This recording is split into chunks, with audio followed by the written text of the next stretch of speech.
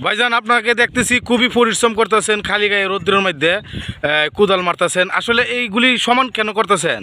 ভাই এগুলি সমান করতেছি। এখন তো মনে করেন আপনার ভুট্টা পাইকা গেছে, ভুট্টার গিরিস্তি উঠামো আর ভুট্টার পর আমরা ধান উঠামো, তাই এই জন্য আমরা এখন কলা ফিল্ডে নিতেছি। আচ্ছা, এইগুলি কি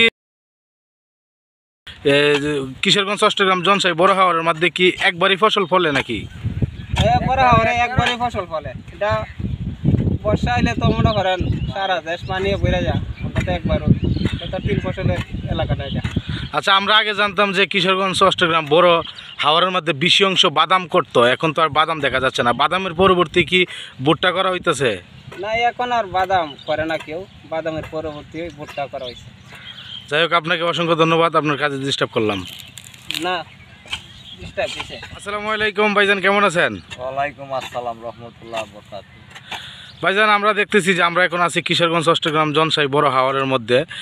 আমরা দেখতেছি যে সব জায়গায় এইভাবে সুলানো হচ্ছে যে আগে যে ফসল করছেন যারা কবি, টমেটো, বাইগুন বিভিন্ন ধরনের ফসল করছে, এগুলি উড়াইয়া এখন আবার সব সমান করে ফেলাইতেছে কেন? এখন ভুট্টা উড়াইব, তারপরে ধান, মানে এগুলি কলা করতেছেন? কলা। আচ্ছা, ধান কত তারিখে রাখতে পারে? বৈশাখ মাসের প্রথম থেকেই ধান। আর ভুট্টা কি এখন তোলা শুরু হয়েছে?